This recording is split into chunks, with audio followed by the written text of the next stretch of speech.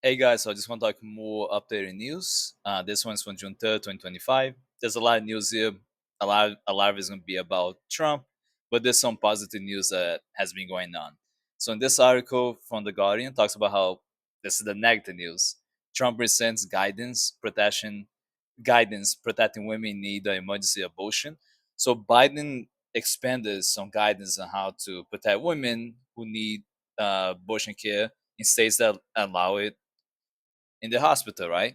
So Trump administration decided to rescind or to remove the Biden era guidance clarifying that hospitals in states with abortion bans cannot turn pregnant patients who are in the midst of medical emergency. So blue states are gonna be safe. We don't have to worry about blue states for now, at least, as they have abortion rights. But for the red states, this was a good guidance. It was a good way to protect people who need emergency abortion with no issues. So this move comes amid multiple red state court battles over the guidance. Again, this is not a bad thing, but Trump definitely wants to get rid of anything Biden has done, no matter how good it is. Even if he personally agrees with it, he doesn't care. He will never say aloud that he agrees with anything that Biden has done, at least not purposely, not knowingly understanding what he's saying. So it's sad, but there's something I just want people to let them know that Republicans remove the rights of people. Even people in extreme situation with emergency abortion needs to be conducted. Now it's going to be very tricky for a lot of hospitals to do it because doctors are going to be afraid they will get in trouble. So ultimately, the Supreme Court pointed punted on the issue by ruling 63 on procedural grounds that the case has been improvingly granted, indicating they should have never taken it up in the first place. You know about some abortion bans and stuff, some more extreme stuff, but in general, this just screws up a lot of people who need help for emergency abortions. Abortion is not a bad thing. People a lot of times need it for emergency reasons, otherwise they will die, and the child will die too. So why not just have the abortion so you can save the motherlies? You gotta think like that. Now, on a positive note, this is from 404 Media website. I thought this was interesting. The IRS tax filing software TurboTax is trying to kill just got open source. So the IRS has been trying to have software. They already have software that allow many low income households to be able to file the taxes for free, staying federal, right? Companies, private companies like TurboTax, among others, they don't want you to be able to file taxes for free, right? And Trump agrees with them because it's all about making a profit, make things hard for the low income households, for the poor working class middle class people. Again, I keep telling you guys, stop voting for Republicans because that's what happens. These companies support them. Why would you vote for the very people that will remove even economic benefits for you? Makes zero sense. Ever since Bill Clinton, at least we can go back to Bill Clinton, Democrats have improved the economic opportunities and job trends of poor working class middle class people, and while regulating billion dollar companies. But the whole point here is that the TurboTax was trying to get rid of that software. Now it became open source, which is a great thing. I really like that. The IRS open source much of its incredibly popular direct file software as a future of the free tax filing program. Is at risk of being killed by Intuit, lobbyists, and Donald Trump's mega bill. They're trying to get rid of it. So now it's open source. Who knows if they're gonna go hardcore on that? But at least it gives an idea that it's open source right now, and maybe something can be done so it can be saved indefinitely, so people can file the taxes without paying for anything. Unfortunately, I can't really read beyond that because I don't have an account, but just want to give you guys a heads up that the IRS tax filing free software program is still being open source. So it's still something that you can have accessibility for now. Now, this other website from Bellway.com, this is from June 4th, 2025. Breaking code grants Abrego Garcia the power to sanction Trump administration. However, some news also stated that unfortunately, as Garcia was brought back, he's already facing criminal charges by the Trump administration. So it's really unfortunate situation for him that even though he came back, he's not free from the bullshit from Trump and his administration. His whole cabinet is going after him. Basically, you can say, DOJ, the main one, really going after him. It's really sad. But based on his members of Trump's administration agree we're going after Garcia. Very sad. But hey, he can try to do something about it. But how much he can do? Probably not much. But I just want to show you guys that so you guys have an idea what's going on. And uh, that doesn't mean that Garcia is free, is not. June 6, 2025, ABC News. Abrego Garcia brought back to the US. Now, this is what I was talking about earlier. In court on charges of smuggling migrants. They tried to claim that he's an MSOT member, which he wasn't. That was Photoshop. Trump is just being an asshole and also moron. He knows this is fake, but he's not gonna say it. He wants to keep going the bullshit that he's an MSOT member with no evidence. All we want is to provide due process, provide your case, show evidence, and we can go from there. He has no evidence for that. So unfortunately for him, he has to deal with these charges, and we don't know what else is gonna happen. It's gonna be at least maximum year of he's gonna receive the maximum punishment for sure if he's found guilty, which would be 10 years in prison. Very sad. So we will see how that will happen, and maybe they will try to deport him again to El Salvador. We don't freaking know. That could also happen. On top of that, could be a reason for them to do it. So I just running down some guys read more in detail. That's Garcia. Yeah, it's a lot of information. A lot of it is also just giving a lot of this article is also giving the background information what happened to Garcia. Now, in this one, this is positive news. June 4, 2025, from Newsweek, Democrats achieved landslide last win in South Carolina. So there's been a lot of wins in South Carolina by Democrats, which is a good thing. I talked another video, another state also, Texas in particular, was getting a lot of Democrats winning local elections. So we got to keep that in mind that voting matters and makes a big difference. So Democrat Scott defeated his Republican rival Odin in a landslide win in a city in South Carolina House of Rep. So that's the state legislature position. It's within the state legislature of South Carolina, not Congress. So just keep that in mind. It's a state version. Scott, who is 24 by the way, that's very young, younger than me. I'm 31 right now. Very interesting. He was a former member. He was a city council member at Bishopville. Very interesting. Secured over 70% of the more than 3,600 votes cast in Tuesday special election. Good for him. Very good for him. That's really hard to do. So impressive. Why it matters? These things matter because you really want these things to happen. It helps have control over state legislature. It's a good way to fight against the federal government, aka being controlled by Trump right now in his administration, his cabinet. So you gotta keep that in mind. What to know? So he made his speech and all that. They got more details. What people are saying about this. Well, we will see what will happen. Uh, Scott will still hold the same until the general election in November next year. So 2026 is going to be a very interesting year. There's going to be many elections. There's going to be a very important Congress election. So it's going to be a midterm election. During the primary election, you can choose for people to be part of the Congress, and then the general election is whoever won the primary election. Extremely important, so that if one Democrats to take over the Congress, you got to vote dramatically high for them. So that if Trump, which he will claim there's voter fraud and all that bullshit, he can potentially fight against it. Having Democrats take over the state legislature and become state governors also prevents them from trying to do a switcheroo and claim that everything's voter fraud and they just get rid of a bunch of ballots, bunch of votes that are being legally submitted so that Republicans win. You gotta keep that in mind. They're doing this. South Carolina is a great example of this. It's been happening in multiple red states. Keep that in mind. Vote wisely and vote in high numbers. Do not allow Republicans to win. But this is great achievement for someone so young. This is from the Construction Dive website. Interesting thing I want to talk about, May 29, 2025. 42% of Gen Z workers say they are turning to blue collar roles for security, regardless of the education level, because a lot of them are afraid that the jobs are going to be replaced by AI, like their office jobs, software engineers, salespeople, but people who have office jobs, crowd typists, but more high-end, secretaries. Those jobs in particular may be replaced by AI. That's how a lot of them feel because of the job market with AI taking over a lot of things. So 42% of Gen Z adults are currently working in a percent blue collar or skilled trade job. according to a May 20 report from Resume Builder. Of the 37% have a bachelor's degree. Pretty high number, so. This was a survey of 1,400 Gen Z adults, so not a big survey. So we don't know exactly how accurate this is. 46% men are working in or pursuing skilled trades as compared to 27% women. Makes sense. And it's not because women cannot do the job.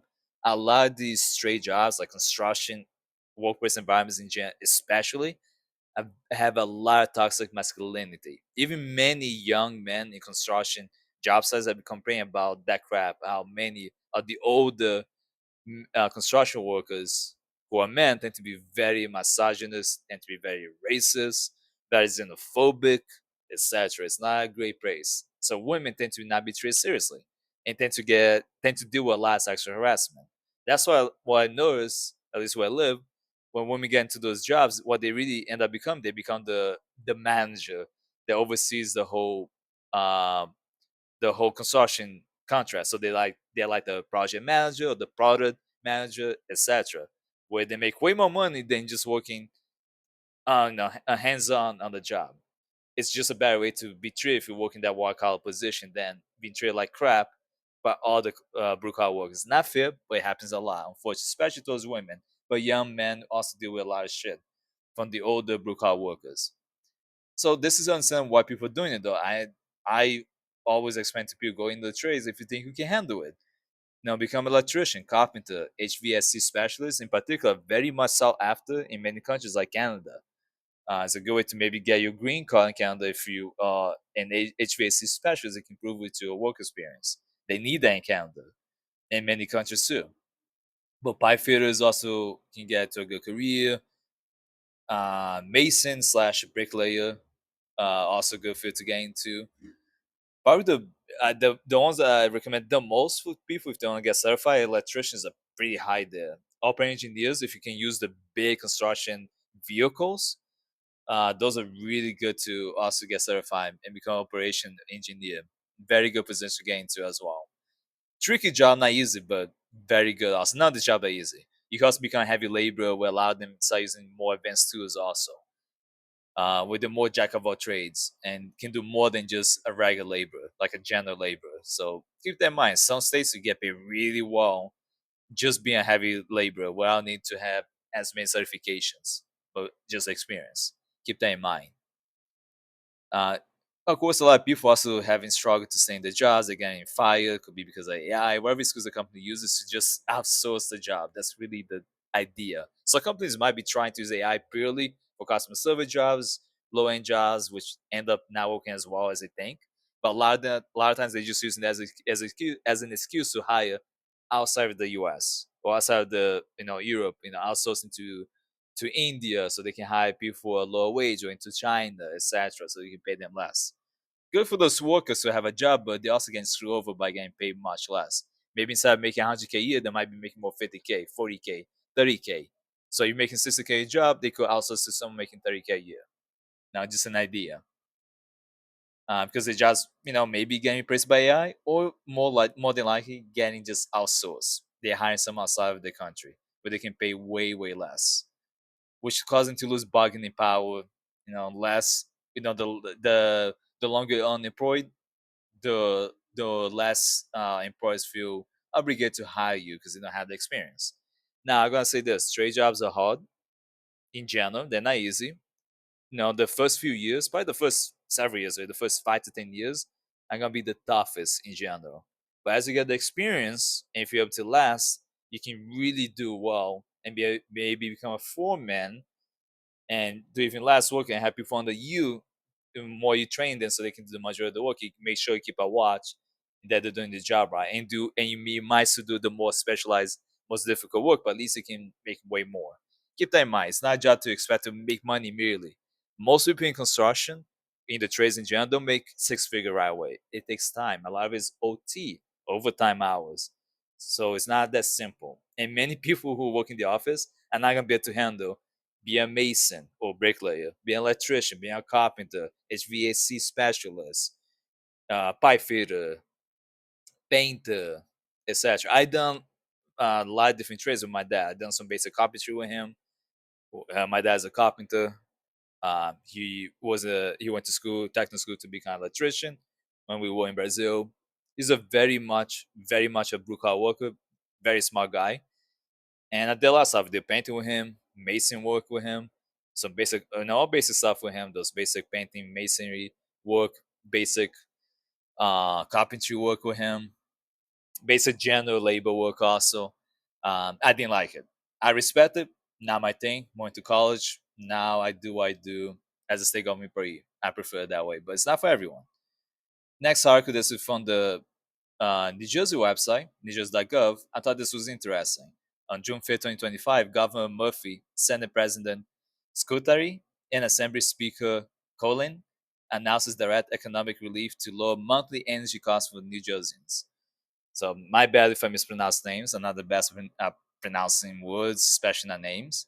So I thought this was just good news because I like to mention what some states are doing. I mentioned some good stuff that Minnesota did before, what California has done for their residents.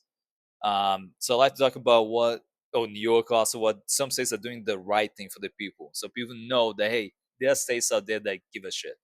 They just tend to be blue states, Democrat control. Not surprised. They're more expensive than red states, but normally for good reason. So this is good for people living in New Jersey or New Jersey residents, so they can get economic relief for lower monthly energy payments. Because we need help in regards of where you live. Like we as a people, we as American citizens, we need more help. It would be nice if the federal government would do this instead, no, not just rely on blue states to do it, but have the federal government provide some benefit. Hey, here's $500, at the end of the year to, for the electricity, have to pay at least something. Yet we get nothing, right? We the people pay so much money at that, via taxes to get those benefits, something out of the taxes, and we don't get that. So it's nice to see at least some states do for their residents. I would like more of this becoming more of a we thing, we as Americans getting this, and not just specific Bruce is doing for the people, which is great. But it would be nice to have a president who would think about doing these things his or hers or their constituents. It would be nice.